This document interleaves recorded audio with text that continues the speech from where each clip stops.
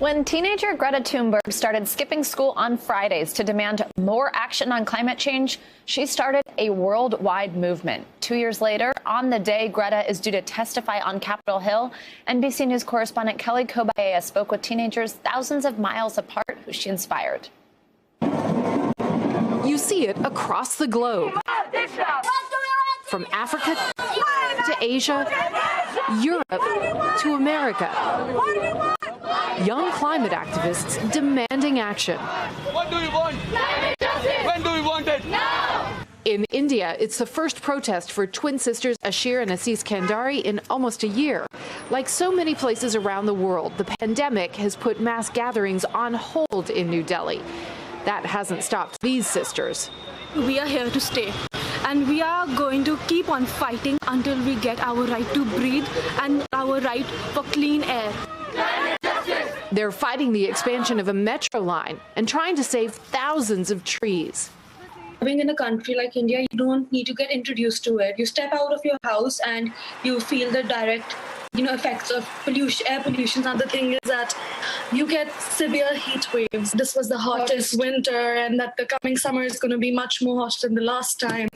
And it's just a cycle that continues year after year. How do you push things forward? How do you make change happen, do you think? I think it's taking it day by day.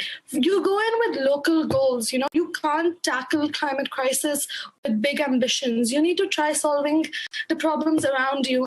Thousands of miles away in Nigeria, the same problem. 19-year-old law student Uluwesi Moejo's answer? A 2-day literathon last fall, spanning 18 cities in 7 African countries.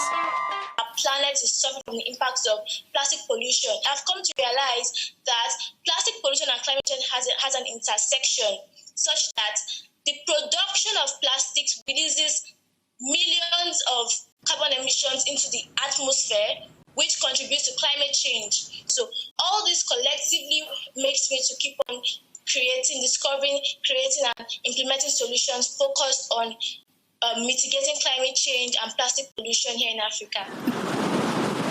In southern Thailand, Kairia Ramanya is fighting to protect her village and a 15-mile-long pristine coastline. The government wants to build a multi-billion-dollar industrial zone, endangering not just the environment, but a way of life. If the project happens, the beach will disappear. We will lose our land and access to the sea and won't be able to continue fishing. It's not only about fishermen, it means every living thing in this area. Air, human, crops, fruits, and natural resources will all be affected. We don't want any development that destroys natural resources. Kairia's letter to the Prime Minister last May, pleading for the project to be scrapped, went viral on Twitter. She and the local children put on plays to highlight the plight of their village, and it worked. The government put the project under review. Scientists warn that global emissions have to be halved by 2030 to avoid a climate catastrophe.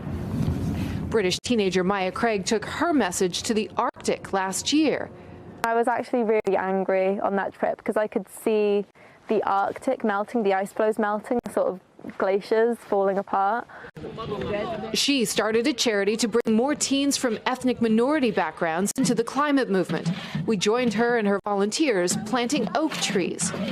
I truly believe that people have no reason to care about the environmental crisis if they've never really spent time in the countryside. So I think building those relationships are really important.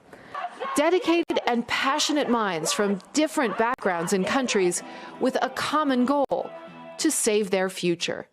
Kelly Kobayea, NBC News, London. Hey, NBC News viewers, thanks for checking out our YouTube channel. Subscribe by clicking on that button down here and click on any of the videos over here to watch the latest interviews, show highlights, and digital exclusives. Thanks for watching.